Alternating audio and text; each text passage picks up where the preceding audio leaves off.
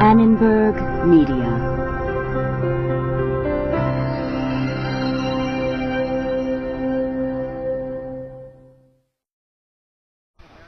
What can traditional Native American culture teach us about good health?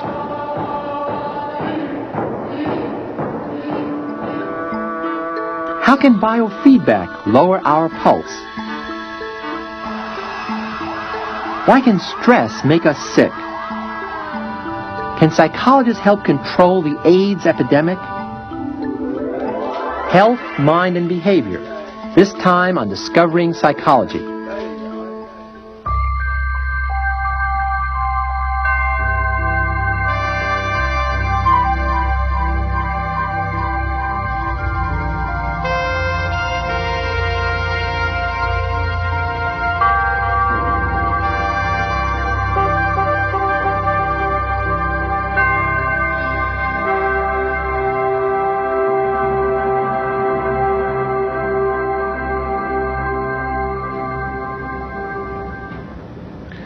If I asked you if psychology had anything to do with cancer or heart disease or the common cold, what would you say? When I was a student, I would have said no. I had grown up in the old school, which held that the body was influenced solely by physical and biological events. The psyche might be important for emotions, for beliefs, but it had little to do with the reality of the body. Today, research is forcing a profound rethinking of the relationship between the activities of the mind and those of the body. There is now a substantial amount of evidence that the human mind influences susceptibility and resistance to disease. As a result, the more traditional biomedical model is being joined by a biopsychosocial model. This new approach involves treating not just the body, but the whole person in his or her social context. Each individual is seen as a human system in which mental and physical processes constantly interact and affect each other. This holistic approach has been used by other cultures for centuries. Native Americans, for example, have traditionally placed great importance on the harmony of mind and body. In the Navajo concept of wojo, beauty, peace of mind, goodness, and health are all inextricably entwined. The natural world, beauty in the arts, and even family relationships strive to achieve harmony. In the Navajo world, illness is considered the result of disharmony. While tribal ceremonies seek to restore health and banish illness, family members work together with the sick person to achieve wojo. He or she is never given over to stranger experts in some unfamiliar hospital for long periods of time, as happens in our society, nor is there any implication that the individual is responsible for the illness. What the Navajos have always known, health psychologists are just beginning to verify. Today, health psychology is one of the most innovative and exciting fields within psychology. Researchers are studying the reasons why people become ill, the ways in which people respond when they are ill, and the ways in which people maintain their health. It's now believed that there are at least 4 ways in which psychology and medical problems are related. First, some organic malfunctioning or tissue damage may be psychogenic. That is, the illness is directly caused by an individual's psychological state of anxiety, tension, or depression. Peptic ulcers can be caused by excessive anxiety. So can hypertension, allergies, and skin disorders, to name just a few. And sometimes I have a headache up above here and in my shoulders. In the second category of mind-body ailments are all the complaints which patients bring to physicians that turn out to have no apparent organic basis: headaches, exhaustion, and weakness. Instead, these ailments are physical symptoms of underlying sources of tension and personal problems. How are you? I'm much better. In what way? Well, I feel that I can eat again. That's one thing. Once the problems are resolved, the symptoms will go away. I had Third, psychological factors can also work indirectly by weakening or strengthening our resistance to disease. They can affect the impact of disease agents on the body by suppressing or supporting the body's immune system.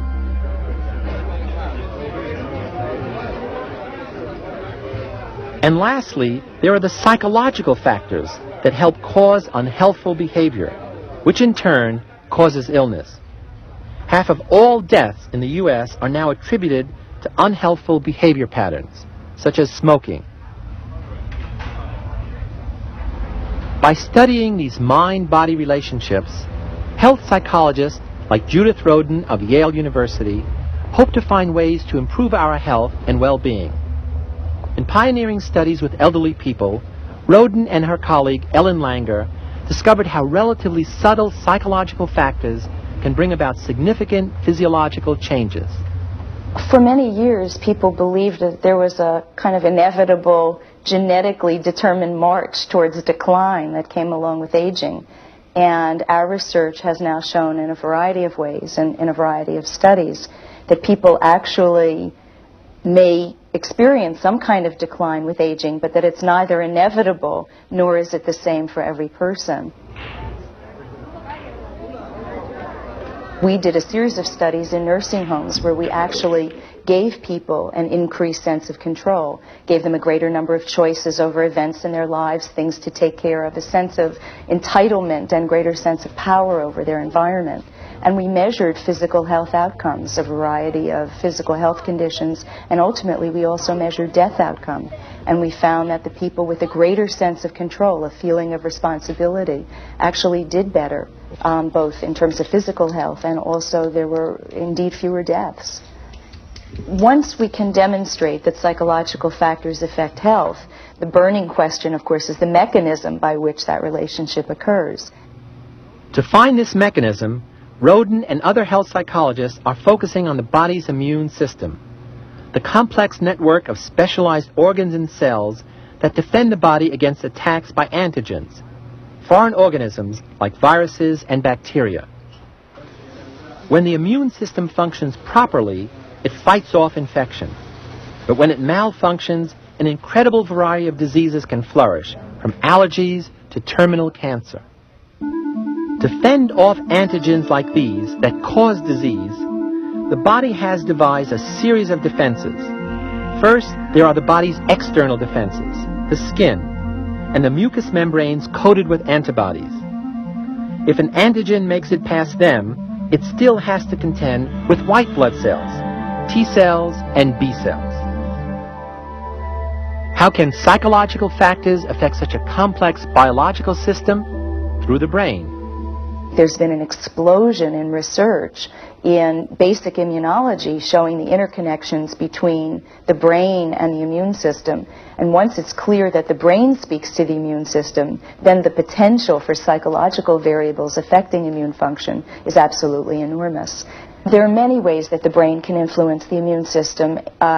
Two in particular have been well demonstrated. One is that there's actually hardwiring, meaning that there are nerve connections between various regions in the brain and lymphocytes and other organs in the immune system, so that it's quite clear that there could be crosstalk through neural transmission. And the second way is through what we call wet kinds of connections, the endocrine system. And there's now clear evidence that there are receptors for various hormones actually on the lymphocytes in the immune system. So there they are sitting there able to be responsive to changes in neuroendocrine responses. One area in which the interaction between psychological factors and the immune system may have important impact is human fertility. Rodin is exploring this question with infertile couples. We're interested in couples who have infertility of unknown origin, and many of them come to in vitro fertilization, which is an opportunity to actually have a fertilization outside of the uterus and then have the fertilized egg implanted in the uterus. And while it's biologically a very precise procedure, the success rate is only about 20%. And we're interested in the question of whether the stress of the procedure itself may cause a set of immune responses that make the woman less likely to accept the fertilized egg. So it's a very important model system for really looking at the effects of psychological variables, in this case stress, on a very major biological outcome, implantation. We're not saying that immune factors are the cause of the infertility. We're saying that immune factors may be the cause of the rejection of the fertilized egg in this unique experimental procedure, in vitro fertilization. There are other dramatic ways in which the mind can influence the body. And you don't have to take the word of a psychologist to believe it. You can see it with your own eyes. Your skin temperature, blood pressure, muscle tension, or even blushing can be increased or decreased by mere thinking. It sounds extraordinary, but it's done all the time with a process called biofeedback. This instrument can display instantly any increase or decrease in my heart rate. My job is going to be to lower my heart rate by watching the fluctuations on the screen or listening to the pulses and concentrating on the desired result. In other words, focusing my mind on my body. I'll start by attaching this sensor, which records not only my pulse, but my heart rate. And looking at the screen, first establish my base level, which is about 73, 75 beats a minute. And now I'll try to lower it by relaxing, focusing my mind on my body.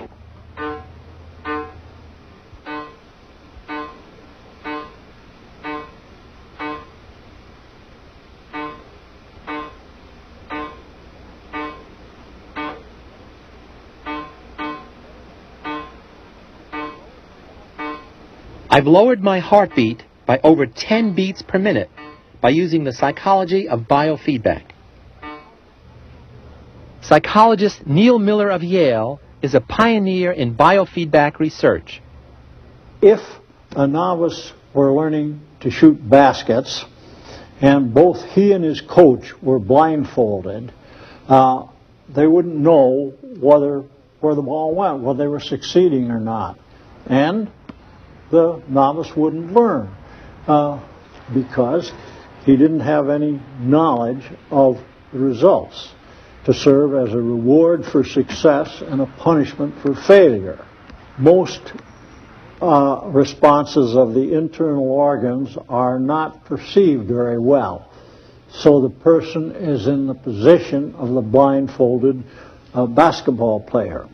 What biofeedback does by using measuring instruments is to remove the blindfold by supplying information on what's happening. Miller discovered biofeedback while doing basic research on learning with animals. He showed that they could be trained to change the functioning of some of their internal organs. The basic research, which is guided by how the facts of nature fit together to understand how nature works, is important for leading to progress, because if one doesn't know how something works, it's much more difficult to fix it.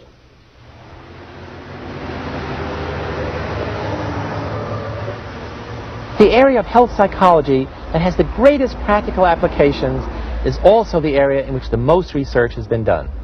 Its primary object of study affects us all, and has even been called the classic disease of civilization. You and I know it as stress.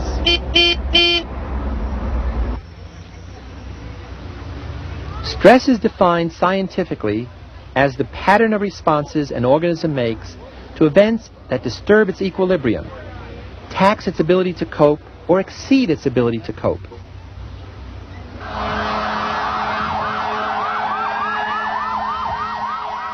These disturbing events are known as stressors.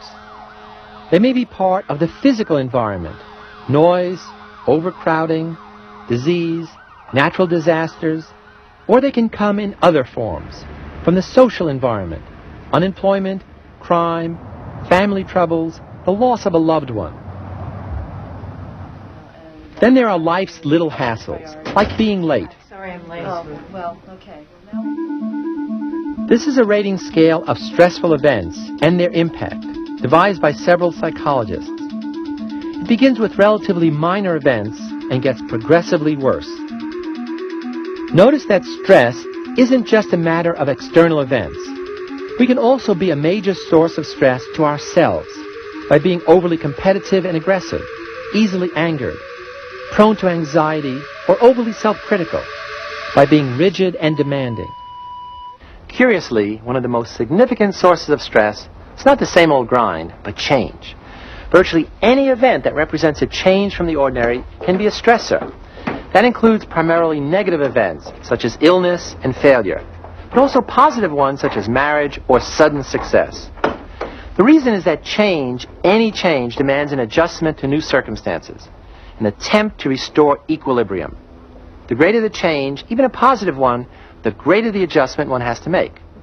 That's why the stress of a sudden good fortune can sometimes be as great as that of a small tragedy. As your stress accumulates, the chances of your getting seriously ill in the next few years increases significantly. The correlation of life change events and subsequent illness has been documented in a number of studies. We have learned that many diseases have no single specific causes, but are due largely to non-specific stress. The earliest research on stress was conducted by a Canadian physician, Hans Selye, who studied stressors that threaten the physical functioning of animals. Of course, 20 years ago, Selye discovered a general reaction to stress that was not tied to the particular nature of the stressor. He called it the general adaptation syndrome and characterized it as having 3 stages. This film illustrates his theory. First, an alarm reaction stimulates the pituitary and adrenal glands to release hormones that mobilize the body's defenses. If the stressor continues, then the second stage is reached, the stage of resistance, in which hormonal secretions, here labeled A and P, are activated to counteract the effect of the stressor. But the body's reaction to other stresses is weakened.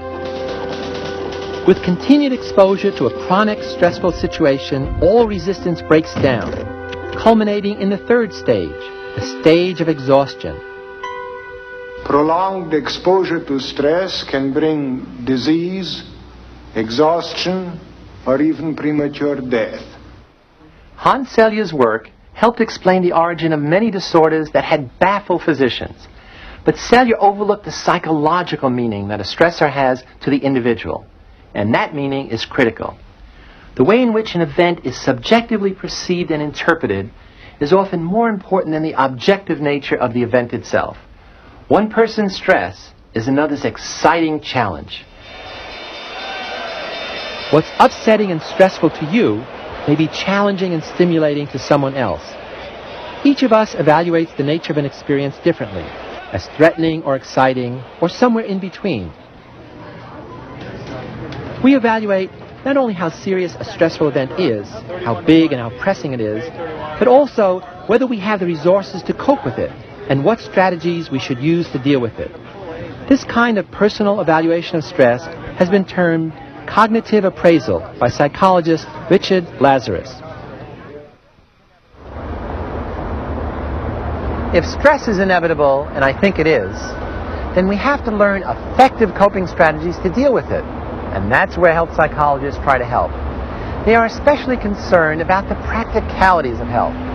They work at improving health care, they consult on government policies, and they devise strategies to prevent illness and promote health. But ultimately, it's also up to each of us to stay healthy and to develop lifestyles that encourage wellness. And whether you do or you don't is going to be in large part a question of psychology, your psychology. In 1900, the primary cause of death was infectious disease, smallpox, tuberculosis, influenza. But a revolution in public health has effectively reduced the terror of these illnesses. Today, the major cause of death is lifestyle. Heart disease, cancer, cirrhosis of the liver, accidents, suicide. They kill us because we smoke too much, drink too much, drive too fast, work too hard. Our psyches are making our bodies more vulnerable than they have to be, and the mind-body connection is becoming increasingly deadly. If there is any illness that combines these psychological and medical issues in an explosive way, it is AIDS, acquired immune deficiency syndrome. There is the emotional impact of AIDS on those who have it and their families and friends. There is the fear of AIDS among high-risk groups, homosexuals, intravenous drug users, and hemophiliacs. There is fear among the general public, and there is even a psychological element in the transmission and prevention of the disease. Thomas Coates at the University of California Medical School is part of a health psychology team that is studying AIDS from a psychosocial perspective. Coates is calling for a broader look at AIDS, combining medical and psychological research to improve our understanding of the disease. The AIDS epidemic is primarily a behavioral problem. Although it's caused by a virus, it's spread by behaviors. Those behaviors were identified fairly early in the epidemic. So then, in order to stop the epidemic, we need a fuller understanding of the kinds of activities people engage in, where they engage in those activities, the motivations for those activities, and ways of changing those activities to prevent the spread of the infection further. Coates and his colleagues conduct interview studies with at-risk groups, including single heterosexuals, gays, bisexuals, and intravenous drug users. First of all, what kinds of places do you usually go to when you want to meet somebody either that you want to have a relationship with or have sex with? The two most common places I'd go to would be dance clubs and social events at my friends' houses that are usually set up for singles. In controlling the spread of this epidemic, it's not enough just to tell people what the risky behaviors are. We need to understand a lot more. We need to understand their motivations for engaging in those activities, their potential motivations for changing, and how innovation and change can spread throughout a given community. When the AIDS epidemic started among gay and bisexual men, we knew that about 60 to 70% of the gay and bisexual men in San Francisco practiced anal intercourse. Well, the epidemiologists had found very clearly that this is a very high-risk behavior. The virus spreads very easily through this type of intercourse. We found out some of the motivations for that. People found it very enjoyable, and we found out some of the obstacles to condom usage, but not the least of which was the fact that if people were using drugs and alcohol while having sex, they were much less likely to engage in protected activity. Well, that gave us a very clear target for interventions. It let us know that if we could intervene and have people use less drugs and alcohol while having sex, it might be possible to get them to practice safer sex. What we want to do is not only inform people, give them the message, we want to motivate them, and we want to teach them the skills, and we want to change the norms of the community. What this has demanded, and this is where the psychologist gets involved, is interventions at a variety of levels. So, for example, when the media is used to give out motivational messages, it's important that those motivational messages be based on good, sound psychology. To give you an example, there should be enough threat to the individual to arouse their emotions, but not so much so that they want to deny or avoid it. AIDS is probably a unique disease, at least in modern times, in that there isn't a good medical cure. And the psychologist needs to work and probably have a role almost as prominent as the physician in helping the individual take care of himself or herself as they cope with this disease. And it can work in a lot of different ways, and one is simply by trying to increase the quality of life. A second is by not denying the disease, but really helping individuals come to grips with taking care of themselves and collaborating with the appropriate medical systems, whether they be the traditional or alternative medical systems, in taking care of oneself. And then the third has to do with the potential link between one's outlook and the way one responds to infection. We know from other research that depression leads people to get sicker and leads people to have more susceptibility to infectious diseases. And it may be true in the case of AIDS. And whether that's true or not, and we don't know that at this point, we hopefully will at some point in the near future, it at least makes sense to try to maintain one's positive outlook and to maintain good health habits as a way of trying to take care of oneself. Throughout this program, we've seen how health psychologists apply the knowledge and tools of psychology to practical problems of understanding and improving our health. Next time, we're going to explore two other areas of practical research which are right on the cutting edge of psychology. We're going to look up, out, and beyond, to examine the psychology of life and travel in outer space. And then we'll come back down to Earth to look at the psychology of peace. Can we prevent wars and promote peace by using psychology? Researchers are trying to find out. New frontiers in psychology. Next time, I'm Philip Zimbardo.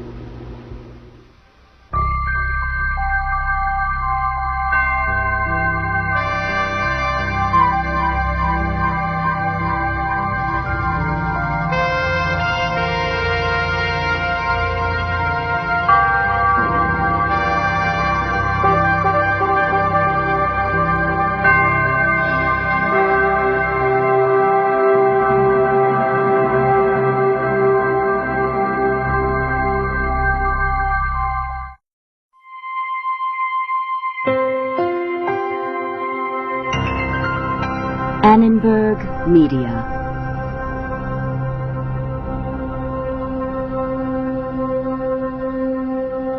For information about this and other Annenberg Media programs, call 1-800-LEARNER and visit us at www.learner.org.